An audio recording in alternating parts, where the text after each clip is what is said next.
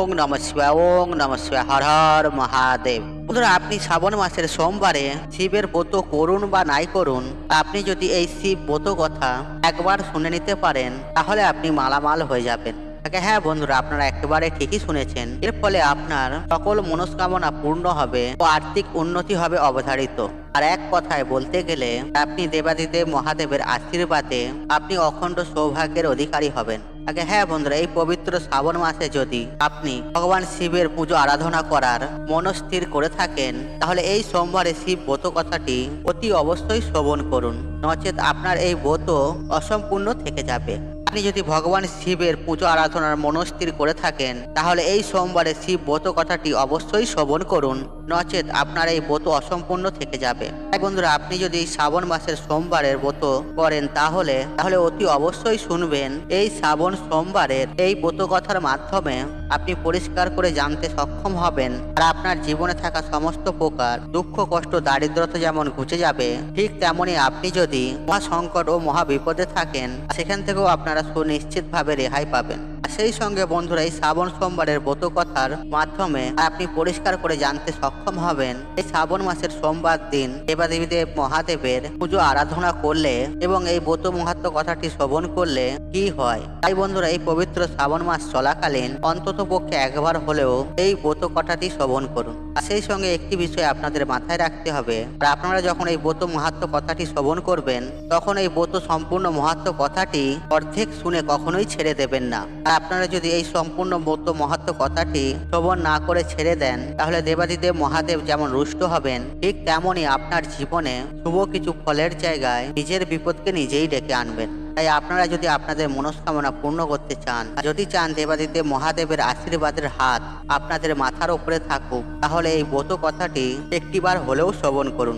অনেকেই হয়তো আজকে শ্রাবণ সোমবারের ব্রত পালন করছেন। বন্ধুরা, যদি আপনি শ্রাবণ সোমবারের ব্রত রেখে থাকেন এবং শিব পূজা সম্পূর্ণ করার পর আর আজকের দিনে শিব ব্রত কথাটি শ্রবণ করতে হয়, না হলে শিবের পূজা অসম্পূর্ণ থেকে যায়।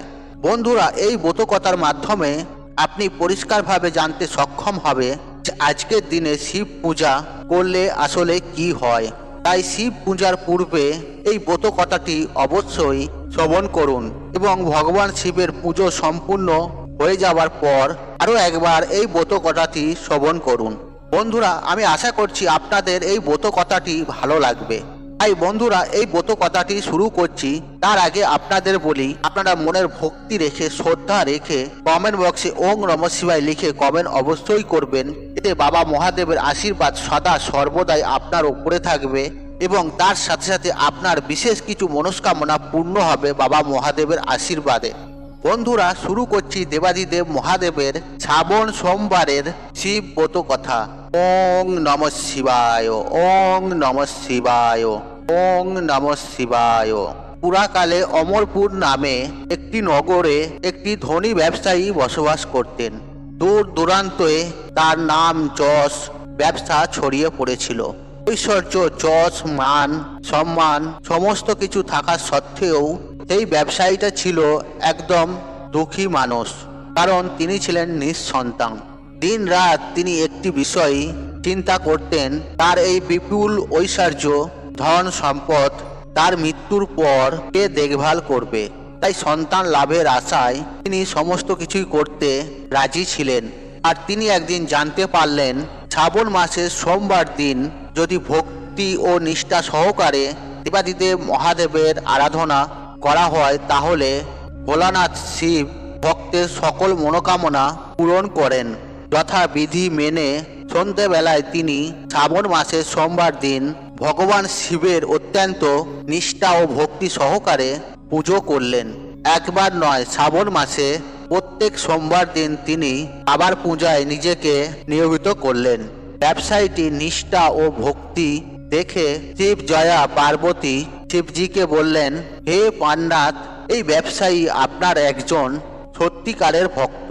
শ্রাবণ মাসের প্রত্যেকটি সোমবার দিন সে যথা বিধি মেনে আপনার পুজো করছে। তাই এই ব্যবসায়ীর মনোকামনা আপনার অবশ্যই পূরণ করা প্রয়োজন। ভগবান শিব দেবী পার্বতী কথা শুনে প্রথমে সামান্য হাসলেন, তারপর বললেন, হে পার্বতী, এই সংসারে সমস্ত ব্যক্তিকেই নিজের কর্ম অনুসারে ফল প্রদান করা হয়ে থাকে। মানুষ যেমন কর্ম করবে ঠিক তেমনই তার ফল পাবে। ভগবান শিবের এই কথা শোনার পরেও পার্বতীজি অত্যন্ত আগ্রহসহ হয়ে বললেন, আপনাকে কিন্তু আপনার এই ভক্তের অবশ্যই মনোকামনা পূরণ করতে হবে, কারণ আপনার এই ভক্ত অন্য 5 জনের থেকে অনেকটাই আলাদা। শ্রাবণ মাসের প্রত্যেকটা সোমবার দিন যে যথাবিধি মেনে আপনার পুজো করছে, আপনার পুজো সম্পূর্ণ করার পরই সে ভোজন গ্রহণ করছে। আপনাকে এই ব্যক্তির সন্তান প্রাপ্তির মনোকামনা অবশ্যই পূরণ করতে হবে। দেবী পার্বতীর এতই আগ্রহ ও অনুরোধ দেখে ভগবান শিবজি না করতে পারলেন না। তিনি বললেন, ঠিক আছে, আমি এই ব্যবসায়ীটিকে সন্তান প্রাপ্তির বরদান করছি, কিন্তু তার এই সন্তান 16 বছরের অধিক জীবিত থাকবে না। শ্রাবণ মাসের শেষ সোমবার ব্রত শেষ হওয়ার পর সেই ব্যবসায়ীটি সেই রাত্রে ভগবান শিবের স্বপ্নে দর্শন করলেন। স্বপ্নে ভগবান শিবজি তাকে পরিষ্কার করে জানালেন তাকে পুত্র সন্তানের বরদান তিনি করছেন, তবে তার এই পুত্র 16 বৎসর পর্যন্ত কেবল জীবিত থাকবে। ভগবান শিবের কাছ থেকে এই বরদান পেয়ে ব্যবসায়ী খুশি তো হলেন, তবে পুত্র যেহেতু অল্পায় নিয়ে জন্মগ্রহণ করবে তার জন্য চিন্তিত হলেন। বেশ কয়েক মাস পর তার একটি ফুটফুটে সুন্দর পুত্র সন্তান জন্ম নিল।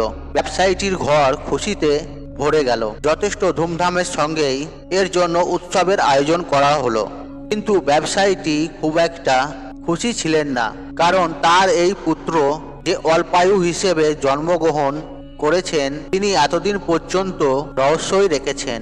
ঘটনার চক্করে সেই পুত্র সন্তানের নামকরণ করা হলো অমর নামে। ছোটবেলা থেকেই তাকে দান ধ্যান তপ এবং পুজো অর্চনা শেখানো হলো। আর ব্যবসায়ীটি প্রত্যেক বছর শ্রাবণ মাসের সোমবারের ব্রত সঙ্গে সঙ্গে পুরো সোমবার ব্রত রাখতে শুরু করলেন। এরপর ব্যবসায়ীটির ছেলে অমরের বয়স যখন 12 বৎসর হলো, তখন ব্যবসায়ীটি তাকে শিক্ষা প্রদানের উদ্দেশ্যে তার মামার সঙ্গে বারাণসীতে পাঠালেন এবং যাবার সময় বলে দিলেন, যেই স্থানেতে শিব মন্দির দেখতে পাবেন সেখানেই ভগবান শিবের পুজো করবেন এবং ওই স্থানে দিন দুঃখী মানুষ এবং ব্রাহ্মণকে ভোজন করাবেন। এইভাবে মামা ভাগ্নে বারাণসীতে যাওয়ার পথে একটি নগরে প্রবেশ করলো। যেদিন প্রবেশ করলো সেই দিন সেই নগরের রাজার মেয়ের বিয়ে। তবে যে রাজার ছেলে মেয়েকে বিয়ে করতে এসেছে সেই রাজার ছেলের এক চোখ ছিল অন্ধ, আর এই বিষয়টি সে গোপন রেখেছিল। পথের মধ্যে সেই ব্যবসায়ীটির সুন্দর ছেলেটিকে দেখতে পেয়ে সেই রাজার এক কুবুদ্ধি জাগ্রত হলো। তার এই অন্ধ ছেলেটির পরিবর্তে সে এই ব্যবসায়ীটির ছেলেটিকে নিজের ছেলে হিসেবে পরিচয় দেবে।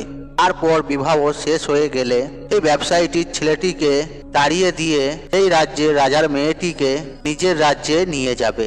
পানের ভয়ে ব্যবসায়ীটির ছেলেটি সেই সময় মুখে কিছু না বললেও বিবাহের পর রাজকুমারীর শাড়ির আঁচলে সুযোগ বুঝে লিখে দিয়ে যায় যে তোমার সঙ্গে তো আমার বিবাহ হলো, কিন্তু বিয়ের পর যে রাজকুমারের সঙ্গে তোমাকে নিয়ে যাওয়া হবে সেই রাজকুমারের আসলে এক চোখ অন্ধ। আমি তো বারাণসীতে শিক্ষা গ্রহণ করতে যাচ্ছি।